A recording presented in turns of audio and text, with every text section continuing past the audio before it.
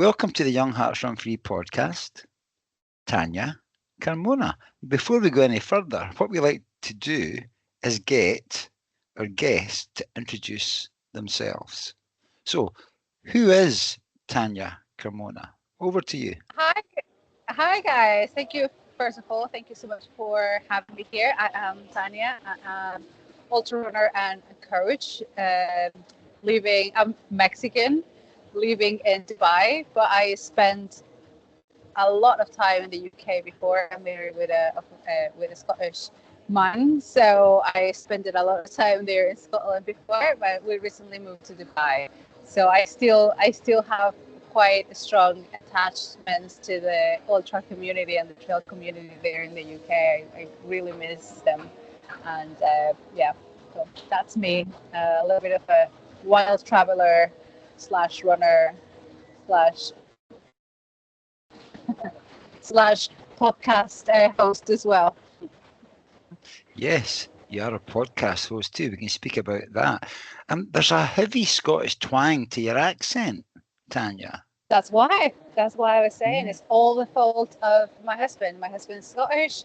I lived there for 5 years. We recently moved to Dubai a year ago. So, yeah. Okay. And you say Mexican.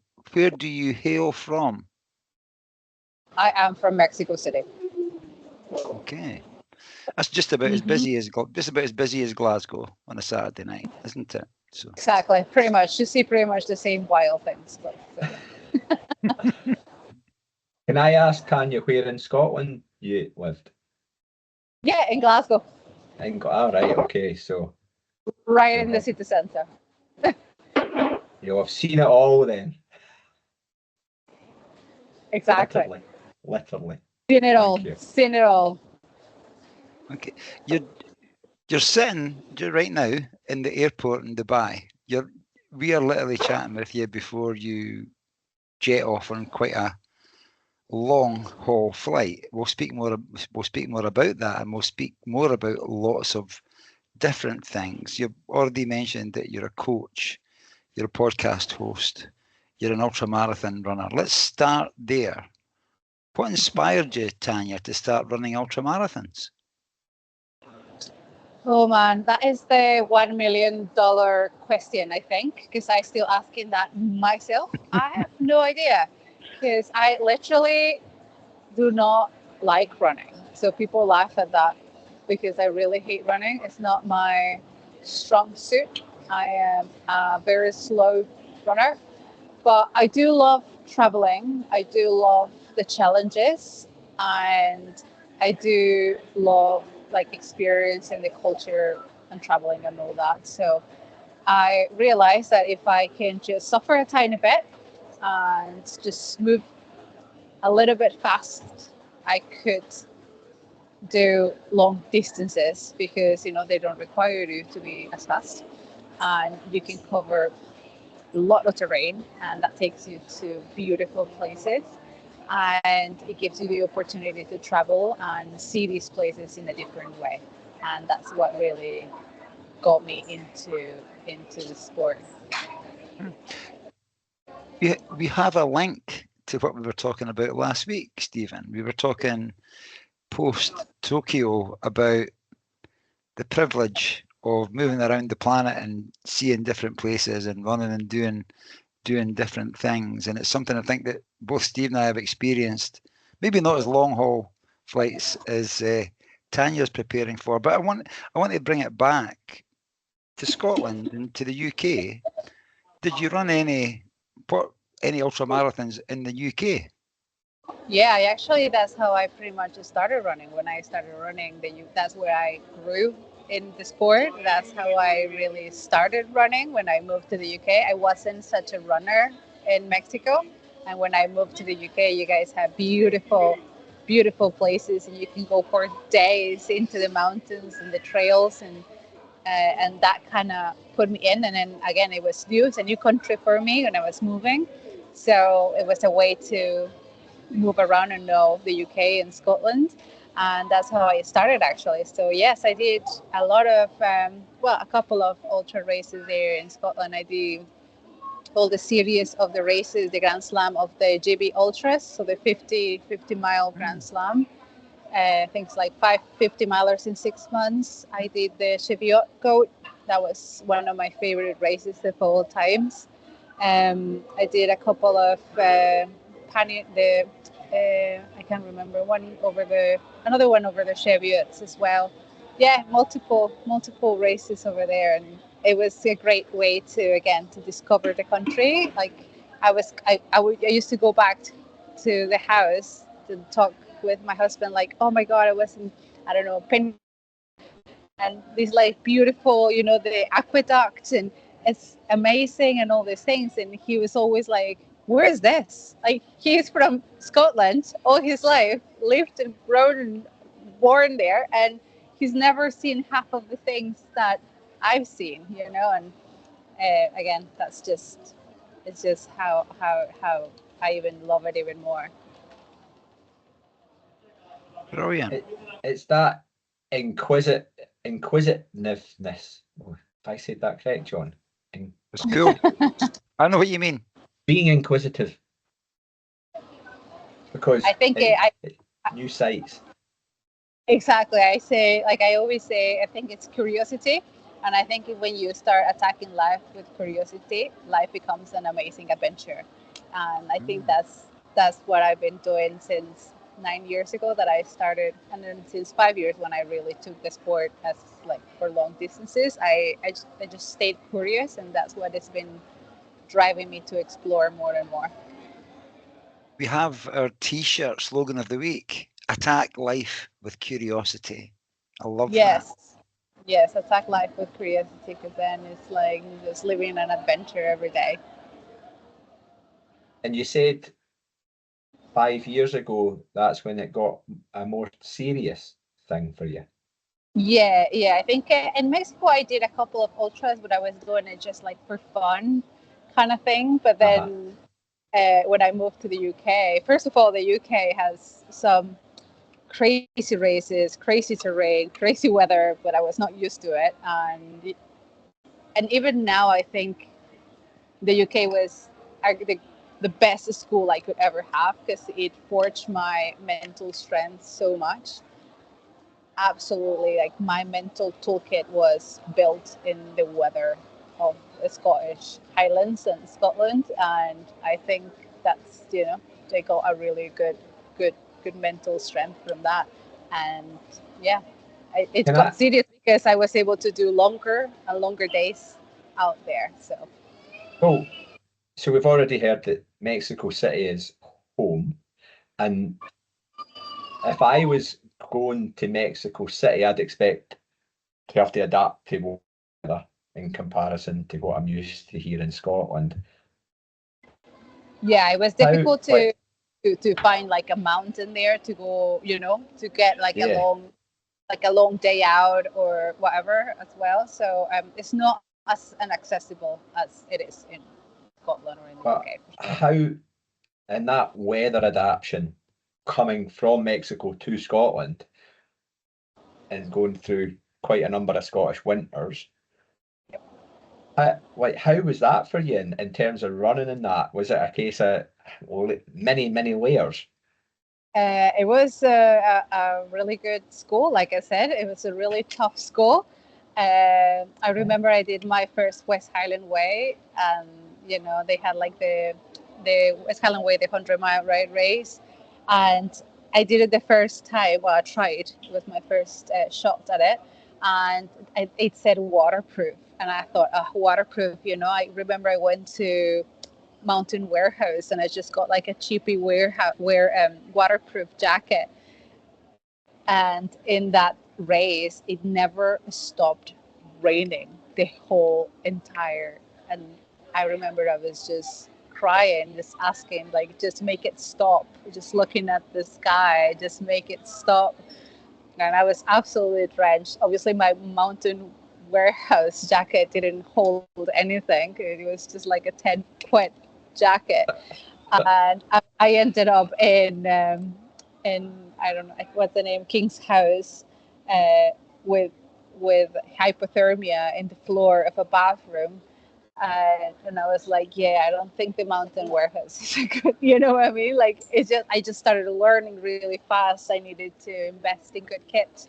And yeah, it was some good stories for sure. Tanya, you've opened a door that often gets opened around about this time of year, and you mentioned the West Highland Way. I saw John's eyes kind of sparkle.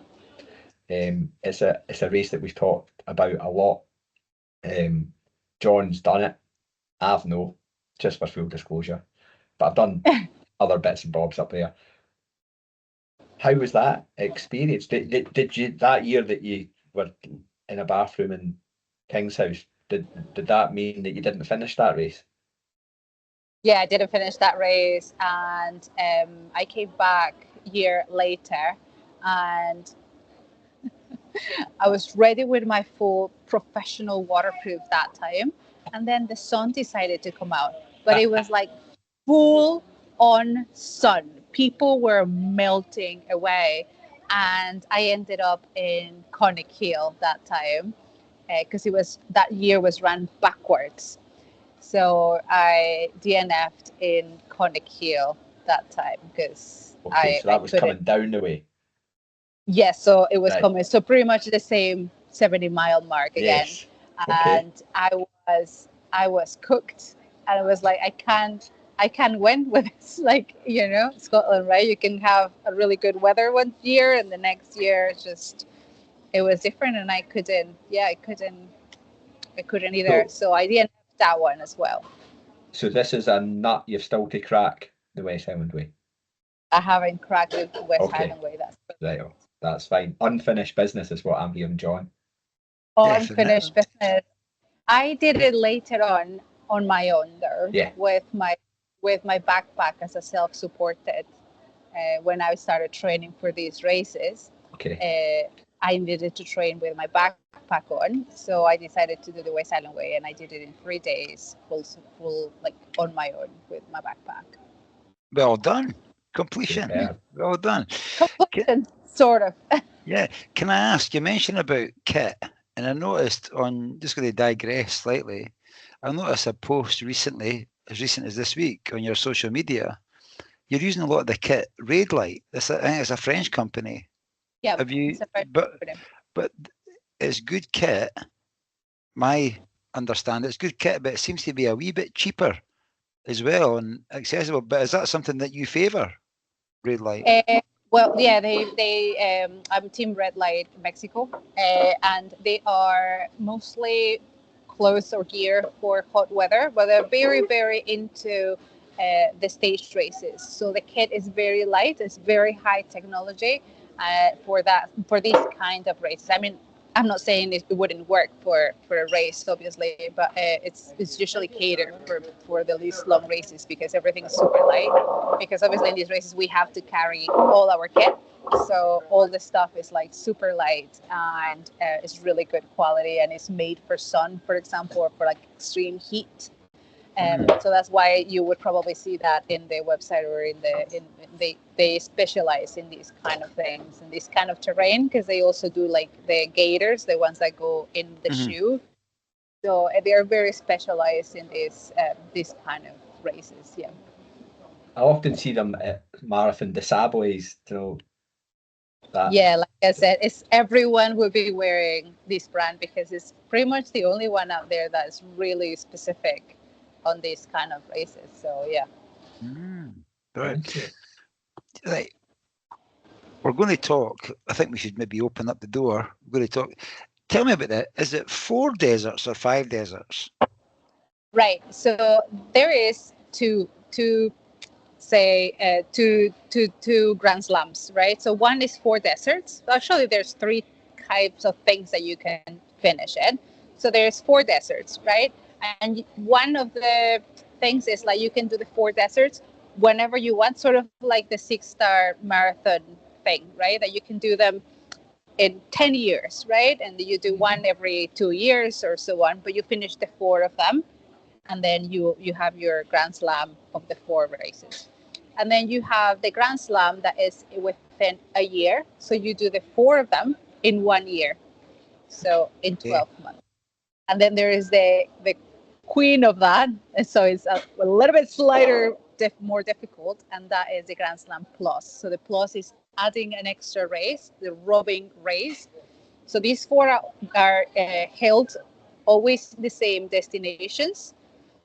So that is Namibia, Gobi, Antarctica, and Chile, Atacama, right? So that's the four ones. And then the Grand Slam Plus, you add the Robin race, which the Robin race changes every year of destination. So they've done it in Georgia, they've done it in Australia, they've done it in, I think next year is Greece. This year we were in Jordan. Okay. That was my Robin race. So I ended up doing the 5 of them within a year. And that itself, it's a lot, much more difficult, right, than 4 races in a year. And that one in particular, only 18 people in the world have it, and only 8 women, and hopefully 9 in a couple of weeks. Wow. Is there any Mexican women done it so far? No, there's no Latin athletes at all. So they're men and women. There's no. I will be the first one. So I will be opening the door for all the Latin American athletes to come after and try attacking the door. Yes. And so let's just bring this up to date. So in May 24, you did the race across the Namibia desert race. Yes. In June, you did the run in Mongolia. Yes, the Gobi. Yeah. In September, you were in Jordan. In December, you did the last desert Antarctica race. Antarctica, yeah. So and they were adding the last one, but the plus is this one, right? Yeah, so you're going for the number 5, and that's where you're going to tonight to prepare. Yes, that's where I'm heading towards, to Chile, to Atacama. Atacama in Chile. Brilliant. Correct. And this, you won't be surprised to know that the company that organised this is called Racing the Planet. And that's exactly what it is, isn't it? Sorry, Stephen. You are racing against the planet, for sure. I've got hundreds of questions, but they're not so much to do with running. They're more to do with that travel and curiosity side of things. I was gonna say, I never thought when I signed up for this that would take a toll, a lot of, and even recovery wise. I would thought that I would recover quickly, but there was a lot of surprises along the way, for sure. I bet, and I can only imagine the planning and nothing to do with the actual physical planning, the actual logistics and travel plans and it's a lot of stress, for sure. It's a lot of stress before, during, like traveling, after the race, and even after the race, like during the race, and after the race a little bit, for sure. So can you tell us, Tania, the journey you're away to embark on now to get to Chile or Peru? What is that? Where is Chile, yeah. Chile. So I'm traveling to Miami, Chile, and then I take a tiny flight, a local flight to Calama, and then a bus ride to San Pedro. And is that the next 36 hours of your life after you leave Jordan? That's the effect we have on people.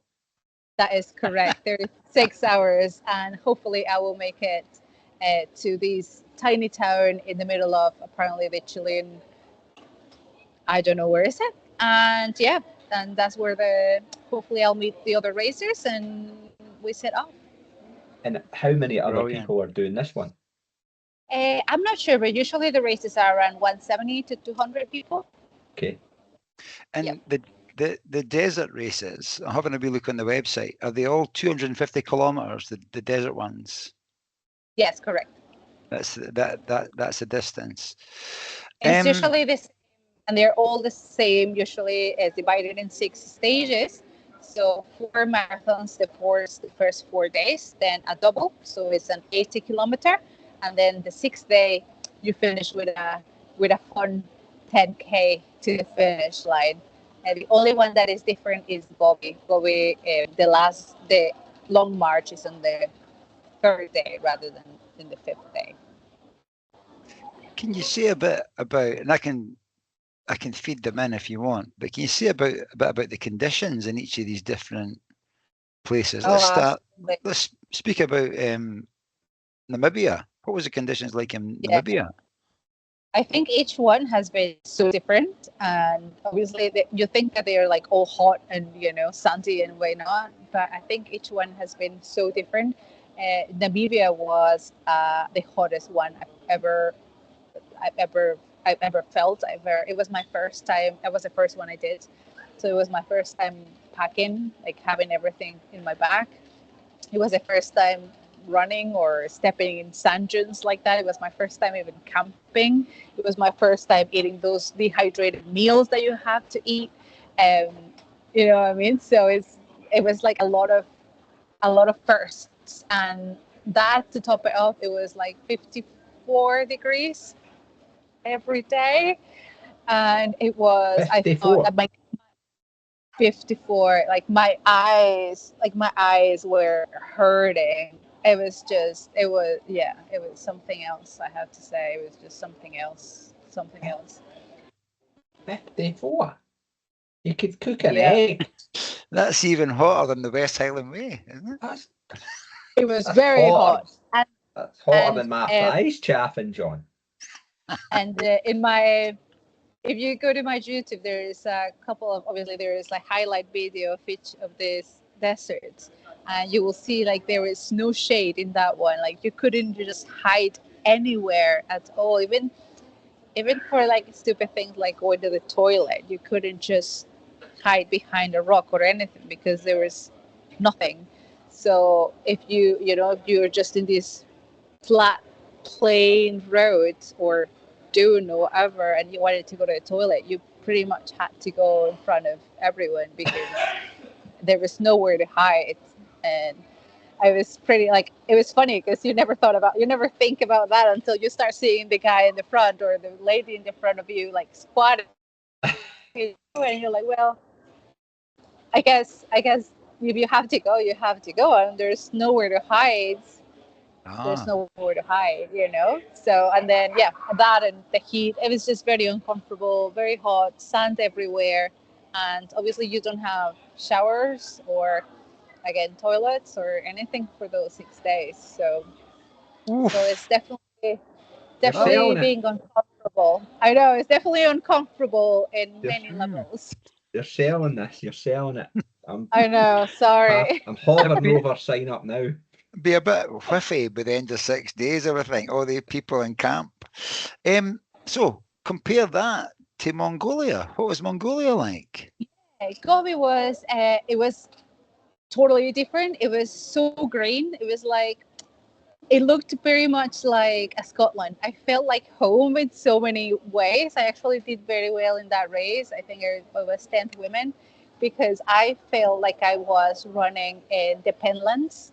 That kind of, when summer, kind of thing, like the Pentland Hills where they're like really green. And the only thing, it was like very humid, obviously, because it's green, so there's water in the air. So it was very, very humid.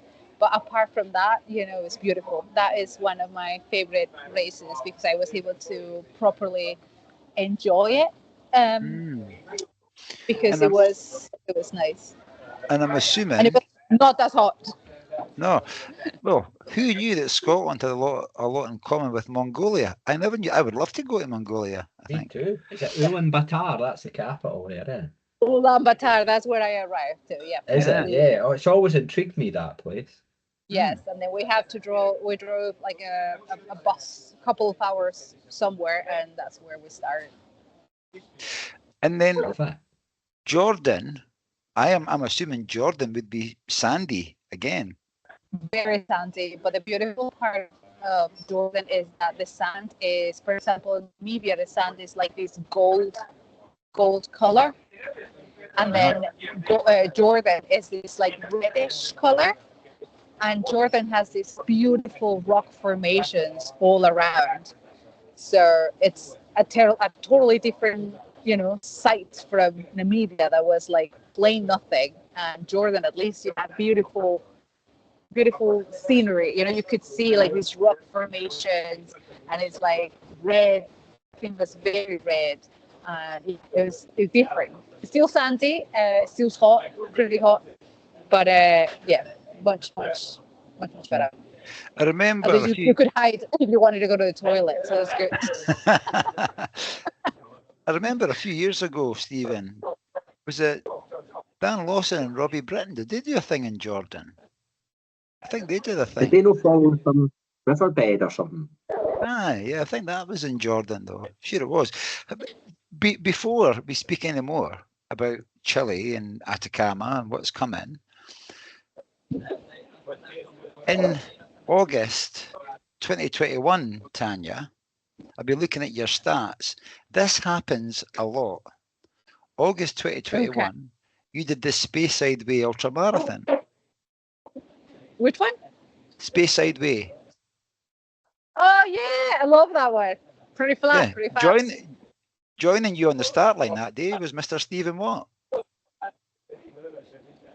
Yeah, you both ran the same race. Yeah. No way! I love that race. It's yeah, I got lost. You got lost, but you recovered well. You recovered well. We had a brilliant day out that day. We had a great day out that day.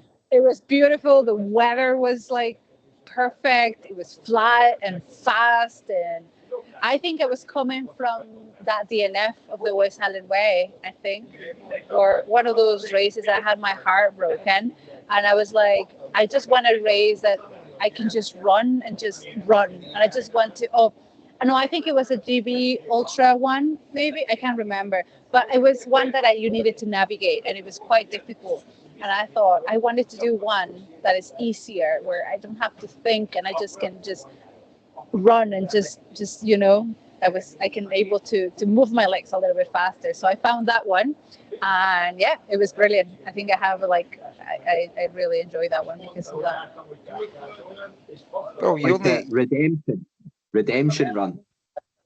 Yeah, it was like exactly. It was totally a redemption run, and I think I did pretty well because I was just so angry. Brilliant. So I was going through the stats and I've seen it there, so I thought I'd mention it. Brilliant. Perfect. John got COVID on the way back in the car. Remember that, John? You got COVID, and then you messaged me on the Monday and said, "By the way, I had COVID when I was driving you home." Oh no, God! I don't remember that.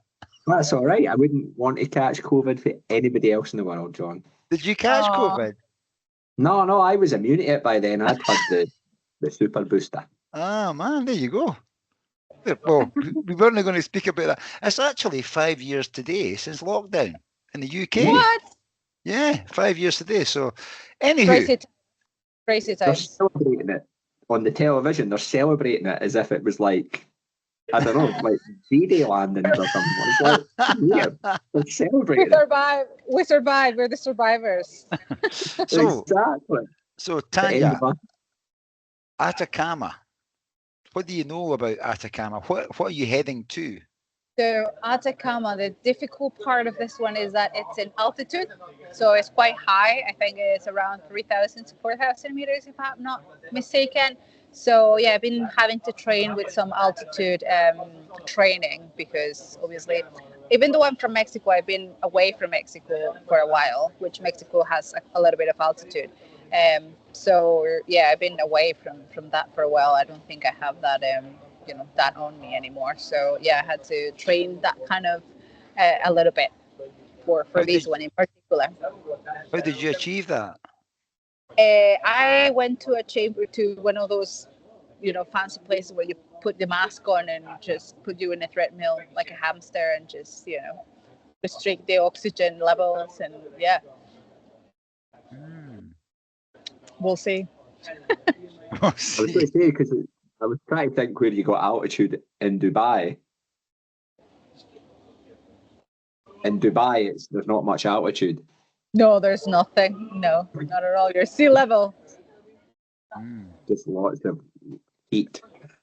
I mean, I live in a 40th floor, so maybe that's my altitude goes. Oh, you live at altitude. You live at altitude if you're doing that. That's as high as I go. Can we speak about the mental side of this? Because a lot of people, you mentioned some of the ultras, even doing the space ID, there'll be highs and lows in that. But these multi-stage events are a whole different. There's a whole lot of stuff, especially when you're traveling to a foreign country and you're eating different foods and you're maybe sleeping so much. Do you prepare for the mental side of a stage race, Tania? Yeah, I think like I was saying, I think I have a really good school with Scotland. I always think nothing can be worse than a couple of training runs that I had in the Highlands, where I seriously, Scotland, some of the trails sort of broke me down to tears because it's too cold, too wet, brutal, brutal weather. So I think I had from there, like I said, I built a really good mental toolkit, and then now it's just pretty much putting it into function when rough times come. And to be honest, I think it's also experience, just knowing, at this point I've been doing ultra marathons, like I've done over 20 at this point, and it's just knowing that nothing is forever. Like these great feeling, like the runner's high is not going to last, but also the lows are not going to last. So to just I don't overthink it anymore. It's just what it is. Just take it. I just take it how they come. And they're like, oh, it's great. I'm having a good mile. That's great. And it's like I run that mile. And I'm feeling great and I enjoy it. But if it comes the next mile and I feel crap, I just also kind of enjoy it because I know it's gonna go away anyway. So I just don't dwell on it too much. And I think I actually put that into my normal life. It's something that has transpired into my normal living as well, and my normal everyday life. Like I just enjoy the moment that I'm living in, and we'll figure out the rest. So yeah, this too shall pass. Exactly. Nothing is forever, so I don't dwell on it too much. Okay, that's the mental side. What about the physical side? Oh, the physical side. Yeah, for these races, since I started training or running 9 years ago, I've always kept a base fitness.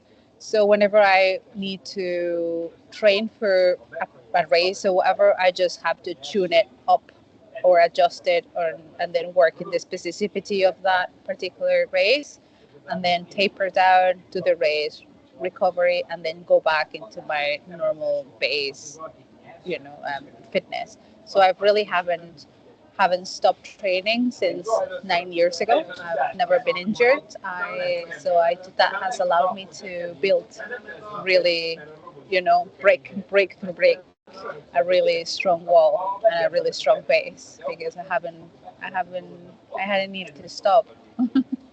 Fantastic.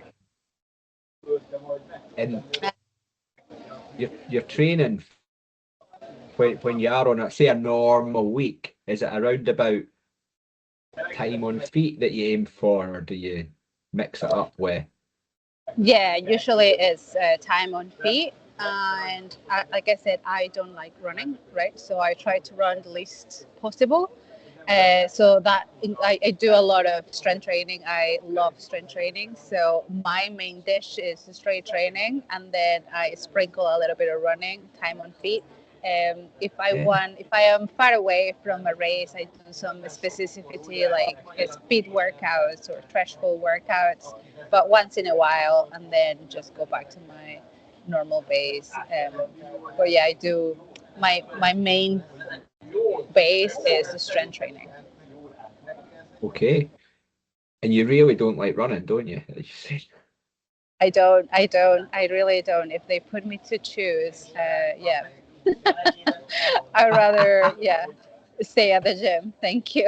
But I know I have to if I want to, if I want to go and explore that place. If I want to go and explore Chile, I need to. So, so it's the same when I have athletes that come to me and they love running, and I say, well, if you want to go these places, you need to go to the gym.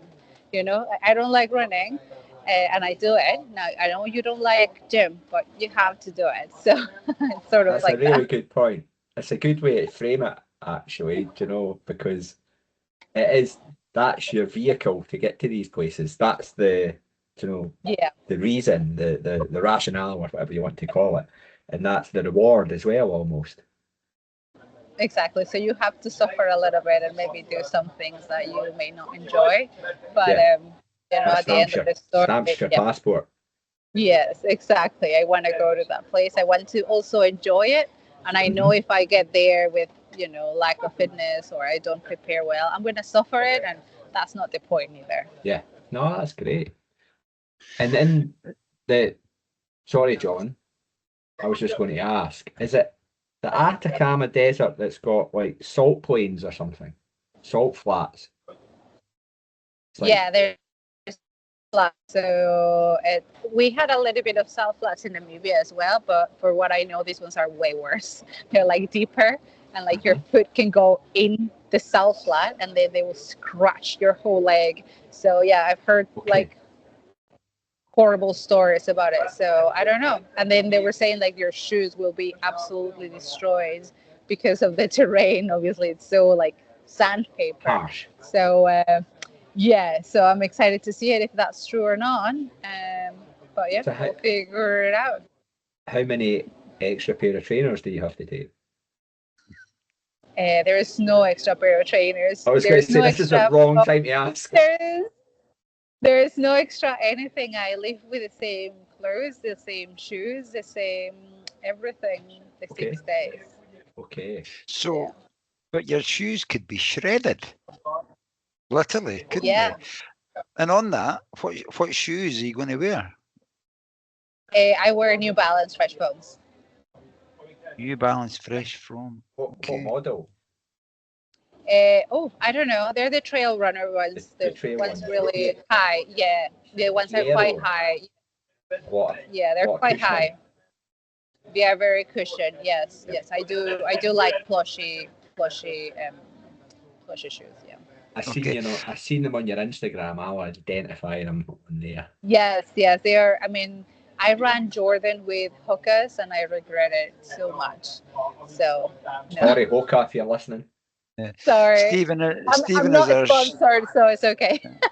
Stephen is our shoe expert. He'll know the details at a glance. He'll have that sussed. Specialist subject. What about now? This is a question I've been asking quite a lot recently. What about socks? What socks do you wear? Oh, that's my best kept secret, but I'll share it with you. So I don't do fancy socks or anything. I buy these socks from Amazon. And to be honest, I tried literally every sock out there and I kept getting the blisters until I found these socks out of Amazon. I ordered them because I was like, I have nothing to lose. Seriously, I've been trying, spending a lot of money, buying all these fancy socks. And I was just desperate and went to Amazon, bought these socks, and they worked. What brand? What brand are they? It's called Danish Endurance socks. Yeah. So yeah, they do work you for guys you. know it? Yeah, I've seen them. They pop up on my Instagram and Facebook feed, Well, I don't think they're about as Danish as John, but I used to wear Danish endurance pants. yeah, it would be pants. I could have told you it would have been pants. John, how were the pants? They were fantastic. Absolutely fantastic. See, I think they. I mean, after that, I've never suffered from a blister, despite crossing now 4 deserts in extreme weather, extreme conditions. Not a one blister. Maybe one tiny one. I'll be tagging Danish endurance on the post, see if we can get you. I know. 3 pairs. While we're talking about kit and shoes and socks, what's your favourite bit of kit that you've got, Tanya? Maybe it's the socks. What is your favourite bit of kit? To be honest, everything that I take to these races is my favorite. You have to be comfortable because you already, Yeah. everything else is so uncomfortable. You need to wear things that are comfortable. So everything that I bring are literally my favorite things. My shorts, they're red light as well. My T-shirt, literally, it's an H&M T-shirt, and I've run 3 deserts with that one already. Does the trick, and I don't like anything close because or anything tight because I swell so much. Like I grow 2 sizes in these races, so I don't want anything that is too tight. So I hear a lot of people doing the socks, the compression socks and all that, or socks, and I don't do any compression. I just let my body grow and do whatever it needs to do. Um, I don't have any fancy gear, to be honest. Brilliant. Keep it simple. Exactly that. What about what's going in? What are you eating when you're running? Yeah, I usually do a little bit of a mix of everything. So I do gels, obviously gummies, but I also try to put a little bit of different textures. So I do nuts or crisps as well. It needs to be really, you need to be very careful because I remember that you're carrying everything. So I really go really low in my calories. So I go like 14,000 calories for the week. So it's a little bit of a mix within all that. And then for meals, we take dehydrated meals, the ones that you put hot water and then you eat them. Um, and that usually that pouch will have like 2,000 calories. And the breakfast as well, it's eggs, and it's usually like 800. Like I don't eat the whole thing usually, so I end up eating like 400. And then during the day, just a mix between of gels and gummies and peanuts So, and all that. so you've got to take all your food with you. Yes, There's I carry all the no food canned with. food. No, I carry all the Wow. food with me. So I have to be. You have to be very careful with what you bring.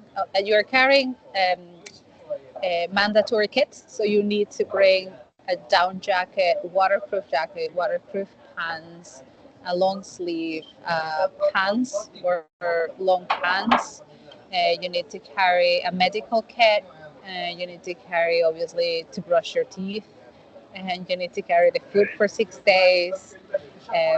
Socks, I carry 3 socks, and that's all in a tiny 25-liter backpack. And my sleeping bag and a sleeping mat. I have a blow-up mat. So Okay. all that has to fit in there. And do you know when you go on a budget airplane and they weigh your bag and they check the dimensions and stuff? You must be fantastic at getting your money's worth out of I think Ryanair. I am a pro at this point, I think. Can I I went ask? Oh, sorry, from go for it. Namibia. I was from Namibia. My backpack was 10 kilos, and now it's 8. So you start learning how to shave off any weight. Oh, you'd be like Ryanair's worst nightmare. Oh no, here's Tanya. Stay away, Tanya. Yeah, don't teach him the tricks. I can go on holidays for a week with just one tiny backpack. Just one tiny carry on. You've nailed it. I saw on your Instagram something that actually captured my eye, and you had cold pizza in a Ziploc bag. Yeah, that's Yeah, that's what we're talking about. I know. The first day, so when from the hotel, that's the hotel, we're Uh-huh. leaving to the first night in the camp. Uh-huh. So I usually go and cross the street or whatever, or the restaurant, and I order a meal and I put in a Ziploc bag. So at least that night I have normal food. So that's my last meal. We all Okay. sit down and enjoy our last meal, and I usually have a Coke as well because you don't have Coke or anything. You just have water for the next 6 days, Yeah. and it's usually hot water as well, so it's not as refreshing.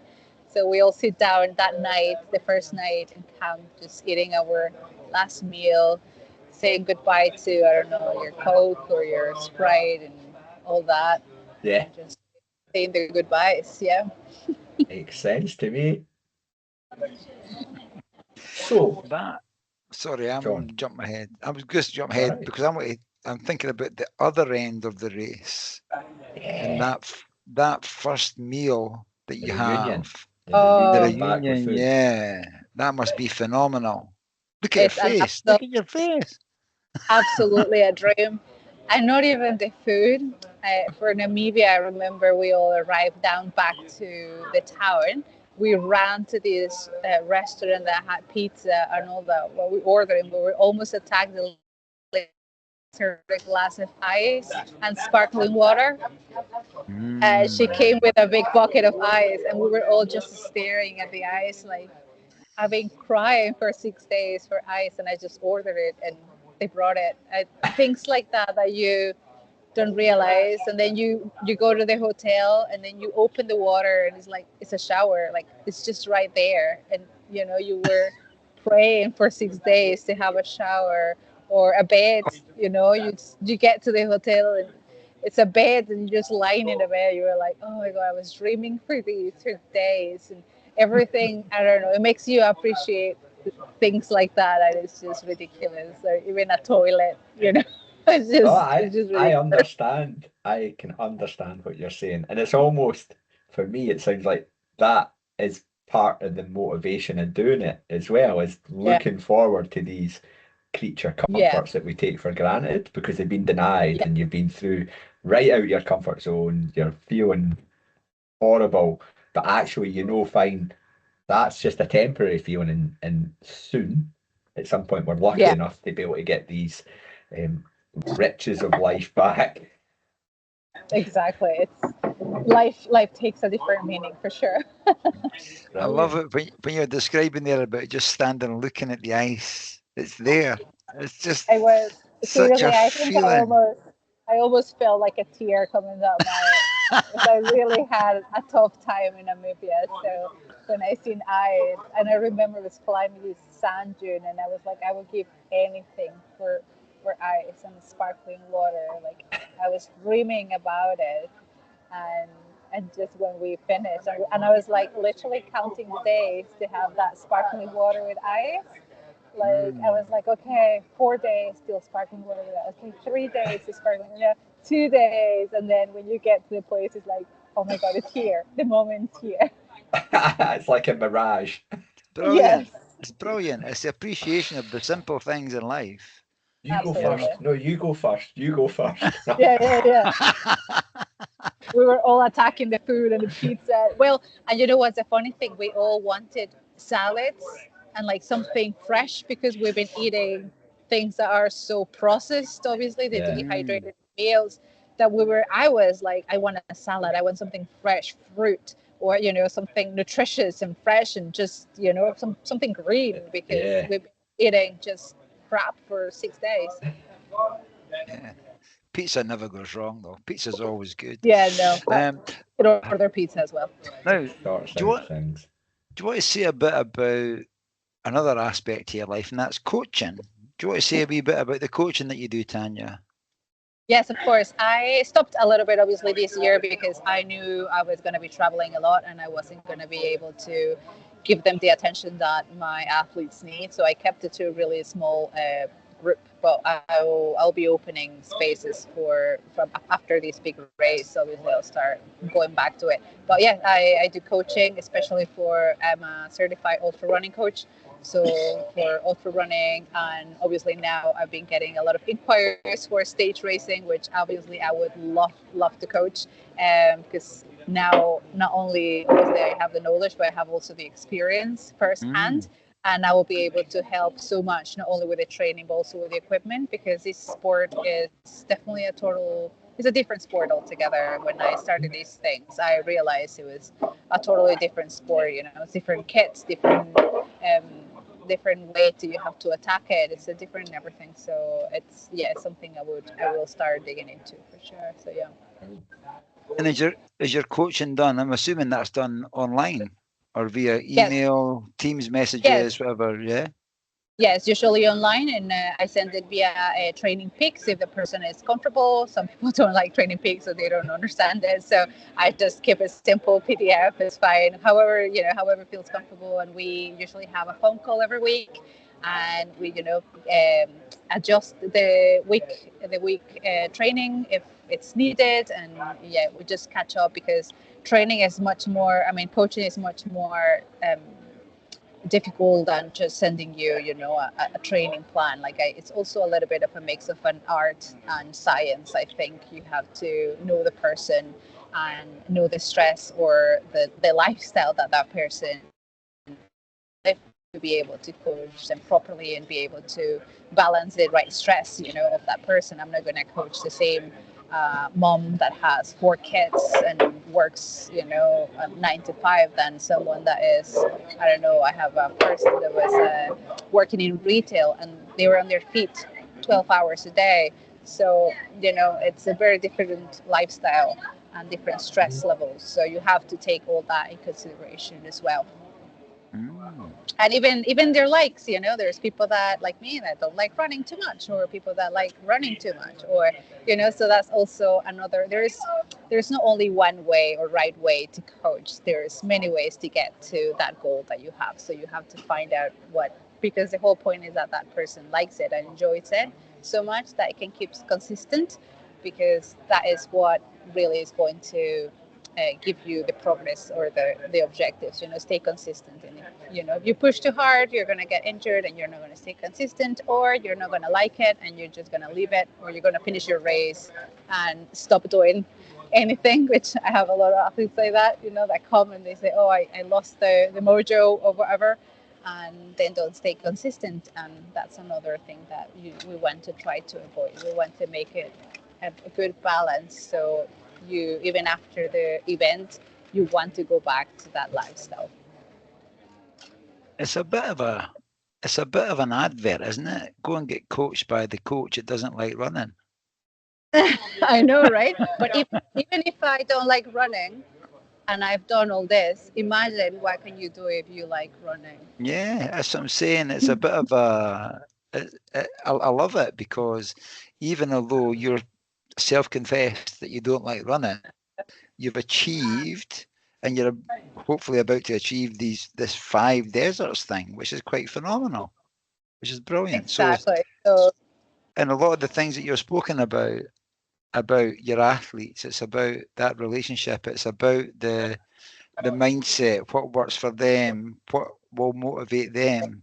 And you can say, well, something's motivated you to be in the position you are in tonight, about to take a long haul flight to go and finish the 5th desert race in a year, which is quite phenomenal. So been there, done it, got the t-shirt.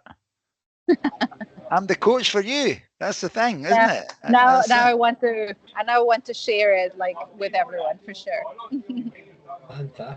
Can I ask a side question? Yeah. When you finish, not if, when you finish the Atacama Desert Ultramarathon, don't know if that's its official name, and that's you finished the Grand Slam of Deserts Plus. Yeah. Yeah. What's the reward? Do you get a medal? Is there do you get your name up in lights? You get a mug. The Gulf of Mexico named after you. Do you get a metal mug? This is good. A metal mug. Yeah, that's it. That's not just it, man. That is a very treasured metal mug. That's the most expensive coffee mug I'm gonna have. I dread to think. It's good it's made of metal, though, because if it was ceramic and you broke it, you'd be raging, wouldn't you? Yeah. If it's metal, you can drop that a few times. So that was well thinking there. Yeah. Yeah, this will be a family heirloom to be passed down generations. Absolutely. What about post this event? There's a massive event happens in Cocodona, a 250. That's 250 miles, though, isn't it? That's 250 miles, so that's 400 kilometers. Yes. Yeah, so you've even got that. So what? Are you taking part in that? Yeah, well, not me, Yeah. Tanya, but Where was that in the question set? no, it was on. I was looking. Well, this is a wee segue into Tanya's podcast because I was listening to Tanya's most recent podcast. Where's that? That's in the States, isn't it? It's in America, yeah. It's in Yeah, that's America. in the States. Yeah. And yeah, I was yeah. also Well, listening. to be honest, that's what started this whole madness. Ah, because See, it's well, through sort of desert, isn't it? That Yeah. plays a lot, isn't it? Okay, it's all starting to go full circle now. I was listening Exactly. to. Yeah. I was listening to a podcast today. I don't know if you listened to there's a podcast called Trail Runner Nation. Have you heard of that, Tanya? Oh yeah, I've Yeah. heard them. I haven't heard Yeah, a lot of them. and Yeah. on the most recent one, they were talking to Ian Sharman, who's an English dude. I think he lives in America now, and he's a coach, and he had on a guest, who was one of his coaches, and she is coaching people to run 200 milers because they're becoming really popular now. And the lady, I can't remember her name, it's terrible, but she set a new course record at the Cocodona 250. Don't know if it was last year, the year before. Is that Sally McRae? No, it's not Sally McRae. But Another anyway, one. it's worth listening to. If you can download it before you get on your plane tonight, that is an absolute good thing to listen to. So I will. I'm trying to listen, read race reports, watch every documentary out there. Of course, it helps. Anything helps. So we can link into the Cocodona 250. It's a big race, getting bigger. But yeah, I had a chance to speak to the race director, Steve, in the podcast as well, and he was able to share with us a little bit about the Cocodona, how it came about, what is it all about, and it was also really cool to speak to him and know a little bit more about the race that way. Or speaking about podcasts, you're on a podcast. Tell us about the Ultra Happy podcast. Yeah, so I think that's how everything started because of Cocodona, right? So that's a long story short. I seen it and I was like, I want to do that race, but instead of like, oh, that's too long, I'm never gonna make it. I thought, how can I make it? How can I train for that kind of thing? Like, what does it require to do? And I was looking at it would be running, days on end. So, so I thought, okay, I need something to practice that kind of setup of running, day after day, long days in my feet and so on. So I Googled stage races, and that's how Racing the Planet came about. I was thinking of doing one or two, but obviously I started reading, and I thought there was like Grand Slam Plus. There was no Latin, no Mexicans on it. So I thought, hey, look at this. This could be cool. And it would train me for Cocodona. So I thought, epic. It looks amazing. And then I thought, you know what? This needs to be documented in some way. I really suck in the camera, as in like recording things. But I thought, and then writing also is like, I feel like the posts on Instagram are not sufficient. It's not enough to, so I can able to share everything. So I thought, you know what, podcasting, and that way I can share a little bit more of the experience, but not only the experience when it starts happening, but how am I getting ready for it, and who am I? What's where?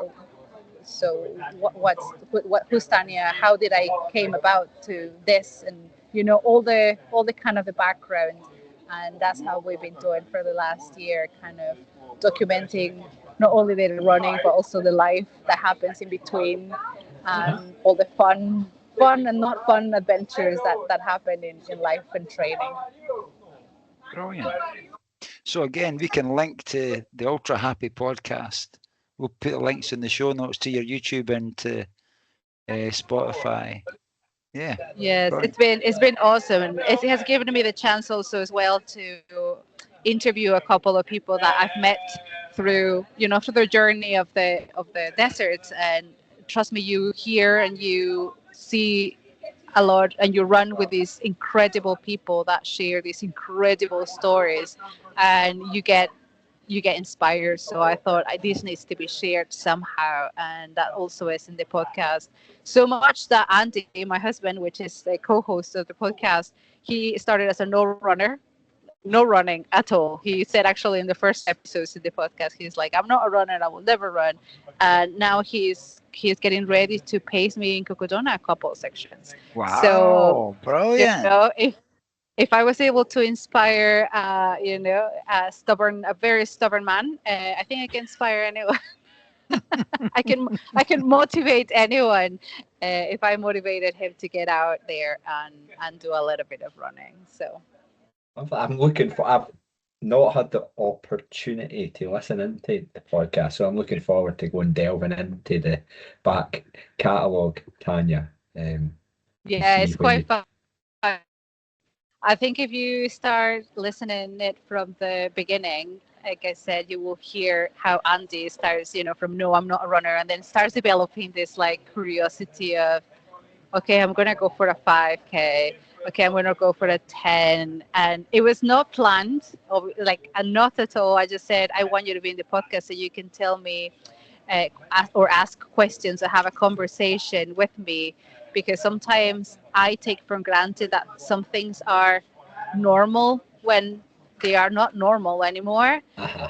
So it was good for him to have him in the podcast. But then suddenly, yeah, you'll start seeing how he starts evolving and transforming into I want to run. So that's been really a fun thing about the podcast. And what's his name? Andy, did you say? His Sorry? Did you say his name's Andy? Yes, Andrew Jack. Yes, Andy, that's my husband. Cool. He's a Scottish Cool. fellow, so you will hear his Scottish accent there. That's all right. We can hear his Scottish accent in you, so that's even Definitely. better. Okay, John, where are we in our question set? I'm conscious that Tanya's sitting in the free Wi-Fi in Dubai Airport, which has served us very well, by the way. Well, I'm actually delighted that we spoke about Cocodona, because Tanya's made it go full circle, and that's how the podcast started, was about Cocodona and this literal journey that Tanya's on, taking her to do this last desert challenge is all. It's actually maybe the best training in the world, traveling the planet to prepare for your 250-mile run. Love that. But Stephen, I think we're at the last couple of questions.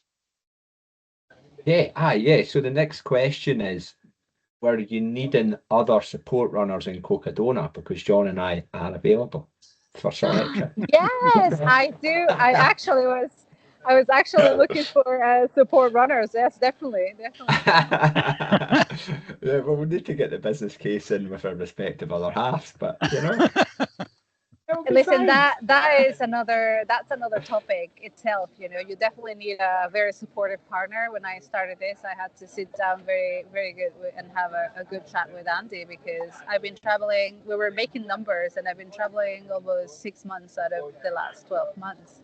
yeah, Because you can't if do that.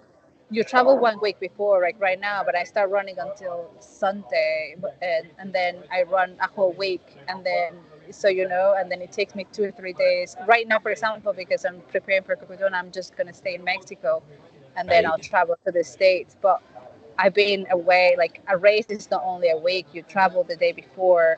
Antarctica took me like a week to get there as well. So you travel, 2 or 3 weeks, you're out away, like almost a full month, like 3 weeks, pretty well out of, Yeah. You're not doing that without full buy-in from everybody. But listen, as well though, you've made Andy famous on the podcast. You've made him. You've turned him into a runner. You're improving his life. So it's a win-win. He's so excited. And you will see him. We were laughing because we were like trying to kind of seeing the first episodes in YouTube, and he was laughing. He's like, "Oh my God, look at myself! I look so chubby." He lost a lot of weight. I mean, obviously, again, it was not the objective. Never. He just started, running, and it's just, a byproduct of start running. He started losing a lot of weight, and he looks really well now. So he's very proud of it.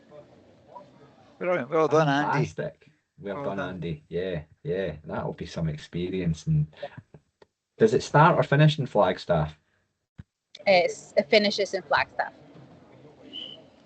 John, I know. I know. I think we're going.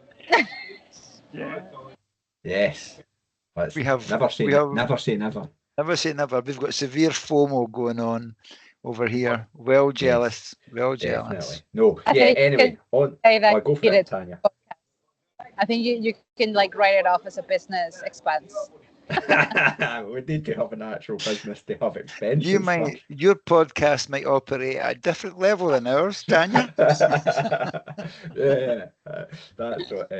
Yeah, why don't we just do that, John? Aye. In fact, book us business class. Yeah, you know what? We need to be there. You know, we need to get some interviews. I think Courtney Walker will be there this year, so you know, you need it in the podcast. You know. It probably wouldn't go off the same without us. The more I think about it. What's your Steve? The race director, Steve.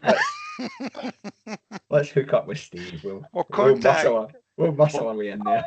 We'll contact Steve. We'll speak to Red Light, and then we'll speak to Danish Endurance. We'll be sorted. We'll be clad in That's Danish it. Maybe. endurance. Please, add me into your emails as well. That would be interesting. Okay, yes, we'll CC you in. No problem, no problem. So the serious last two questions that are more serious than anything else that's went before is a word or phrase into our dialect dictionary, which is a favourite word that you use often, one that you've come across in your travels, something that's a bit unique.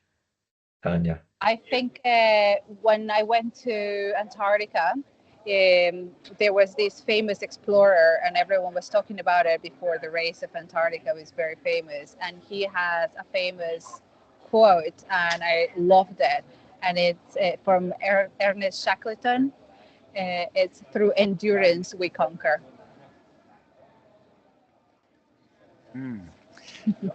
This, Stephen, could be the first phrase ever entered. I know. Yeah. Oh, it's in. Yeah. It's the appendum. It's the phrase appendum. Also, I invite you to see the documentary in Ernest Shackleton. It's a book, and it's also plenty of documentaries on YouTube and Netflix and all that. So he was explorer in Antarctica. Yeah. And you need to watch it. It's absolutely I know amazing. Big Ernie. Aye. Me and Ernie, we know each other. I think Best it was man, actually. yeah. We spoke to Robbie Britton once. Robbie Britton put us onto a book about Shackleton's adventures. I can't quite remember the title of it, but I remember that was a few years ago. Quite extraordinary what they endured, but also what they achieved as well. Brilliant. Absolutely. Thank you very much. Thank you. Tanya. And I'll pass you over to John for our final question. Yeah, music is a big passion of ours, and we put together a playlist for our listeners, and we invite our guests to suggest a track, a tune, a song, whatever it is, to share with the Young Heart Run Free listeners. What's Tanya going to add into the playlist? Cool. I'll put my favorite song in. So it's Run Little Girl Gone, or Little Run Girl Go from Chinchilla. And I usually sing it to my fears and doubts. So that has a special, like, whenever I hear that song, I'm singing it to my fears and doubts. So if you listen to it with that dedicatory to your fears and doubts, it will have a different meaning. Okay. I don't think I know that song, so I'm going to enjoy going and listening to it. Chinchilla's the artist. Yes, is the artist, and it's the one famous song she has. It's "Run Little Girl Gone," I think is the name, and probably the song is made for a guy, right, for a man, or heartbroken or something. Yeah. But I think if you listen to it like you were saying that to your fears and doubts, it just fires me up every time. Yeah. It's all down to interpretation, Tanya, and that is the beauty of music. That's the beauty of music. I love it. Thank you very much for that. That will be added to the list. It will also be the outro to this episode, the audio version. That'll be the outro as well. Tania, thank you so much for giving up your time, sitting in an airport. Absolutely fantastic that we've done this. Thank you so much for the invite, guys. It was such a pleasure to be here with you. We're not quite done yet. Wait a wee minute. I wish you every success. I wish you every success in Atacama. I hope you have an absolute blast. It's a hell of an achievement to complete these 5 stage races in under a year. Quite phenomenal. So I hope it all goes well. I hope it goes as planned, and I hope you get that massive treat at the end, whether that's ice, whether that's a salad, a shower, the toilet. Do it all together. It'd be absolutely fantastic. I'm going to hand you over to Stephen to say a cheerio. Yeah, thank you very much, Tania, for joining us, especially just as you wait to embark on, the clinching moment of what has been sounds like a journey that you've been hugely invested in and is going to have this successful conclusion. Thanks so much for sharing your story with us. It's been really, really wonderful to get a chance to chat to you, and we'll be watching you fly at Cocodona as well. When's that? That's May, isn't it? Yeah, it's 4 weeks after I finished Atacama. Well, I know how ridiculous I am. We didn't ask you what's next, but do you know what? Let's catch up after Cocodona, and we'll find that out and then I think I'll just no more running after that for a while, for sure. Just plenty of strength work. Thank you so much, and I love the fact that the most Scottish word that you say is Scottish. That is absolutely magnificent. So thank you so much, Tania, and all the very best on your big trip. Thank you.